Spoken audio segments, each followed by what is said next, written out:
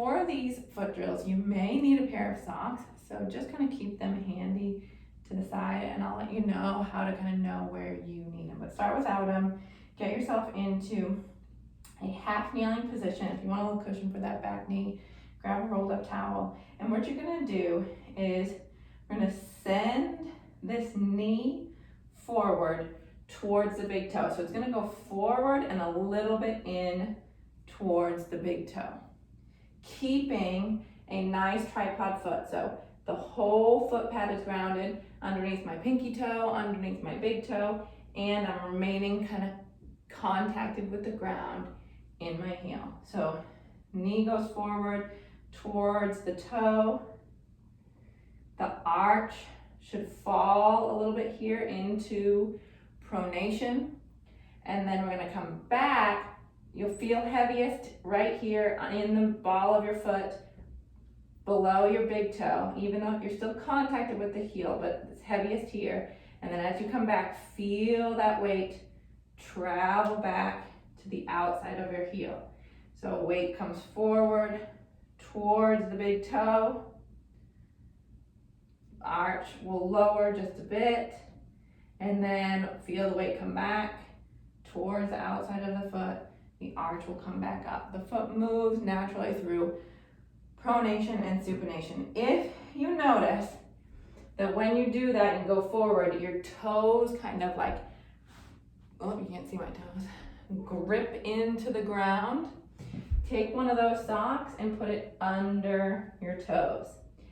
If you notice that when your foot goes forward or your knee goes forward, you lose the ability to really sense the back of your heel, then you can take another sock and just kind of wedge it on the outside of the heel to give you a little bit more of a sensation there. So this under the toes will bring the toes up out of the way and allow you to ground a little bit more into your midfoot, and this in the back will give you that contact with the outside. So now try it again. Knee goes forward towards the big toe. The arch will lower into pronation.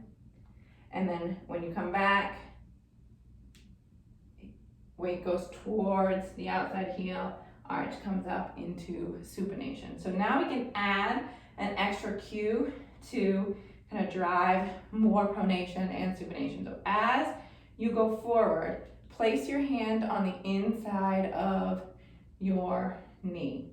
And you're gonna go forward, press into that hand, forward into, right under that big toe, feel the weight go there, and then as you come back, switch it with the hand on the outside, press into there, and feel yourself ground into the back of your heel. So forward, feel the weight into underneath that big toe, come back, press into the outside, the arch comes back up into supination. So forward, press inside of the leg, knee forward over the big toe, towards the big toe, and then come back, press into that hand. Now this is foot drills because we're focusing on getting the foot to move through that range of motion, but you might also notice that you feel this in your butt.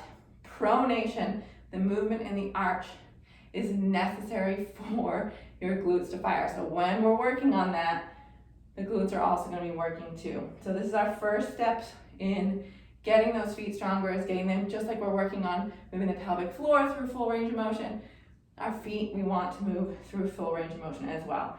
Now I have very high arches and very rigid feet. So you notice there's not a ton of movement in my arch when I do this. You may not even see a ton of movement in yours, but it's just a matter of feeling your foot, staying grounded into that tripod foot. So when I say tripod foot, I'm talking this whole bottom of the foot here. You want to feel this part of your foot underneath the big toe, this part of your foot underneath your little toe, and the back of your heel, all heavy in the ground throughout the movement. As you go forward, you'll feel more here, but you don't want to lose contact with here. And then as you go back, I want you to feel heavier here, but without losing contact with here. So that will get your feet really moving. We need strength and mobility in our feet, and this is the foundation of that.